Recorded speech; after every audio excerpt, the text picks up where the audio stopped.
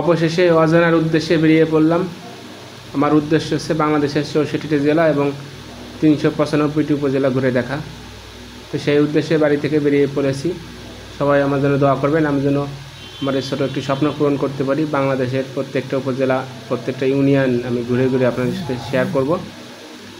তো বহুত দিনের ইচ্ছা ছিল, অনেক ভয়, অনেক সময় অর্থের সমস্যা, পারিপার্শ্বিক সমস্যার কারণে আমি আসলে বাড়ি থেকে বের হতে পারিনি।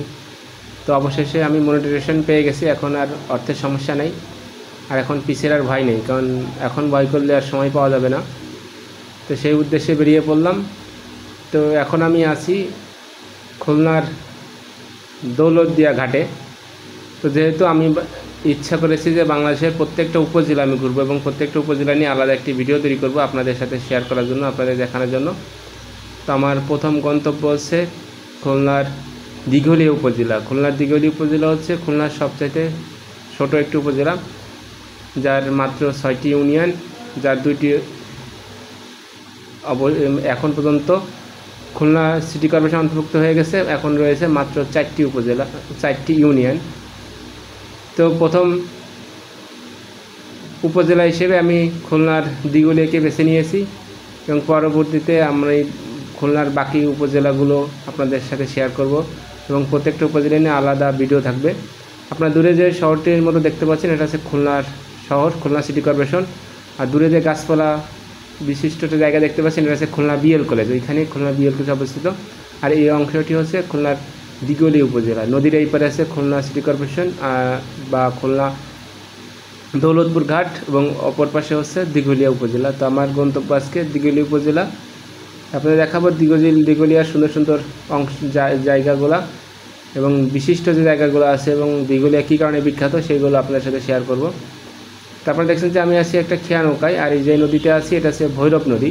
ভৈরব নদী হচ্ছে বাংলাদেশের বিখ্যাত নদীগুলোর মধ্যে একটি, যার তীরে খুলনা সিটি কর্পোরেশন অবস্থিত, যার তীরে গড়ে উঠেছে খুলনা শহর, সেটা হচ্ছে ভৈরব নদী।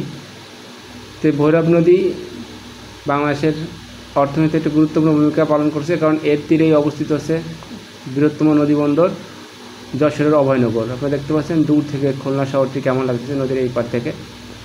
তা আমরা পৌঁছে গেছি হচ্ছে দিঘলিয়ার ঘাটে। এখানে এই ঘাটের নাম হচ্ছে দায়রা ঘাট, একটা সময় এর নাম ছিল দেবনগর ঘাট, দেবঘাট, এর নাম পরিবর্তন হয়েছে।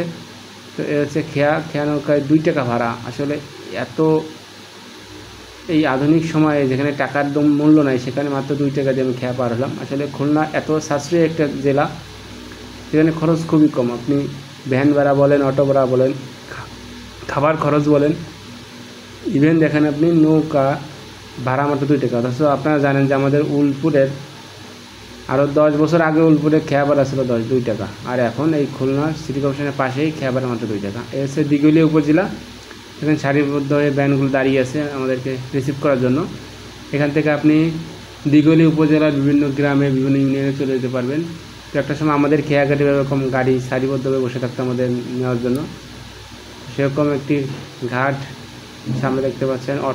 অটোগুলো সাধারণ মানুষজনকে পরিবহন করার জন্য বসে আছে।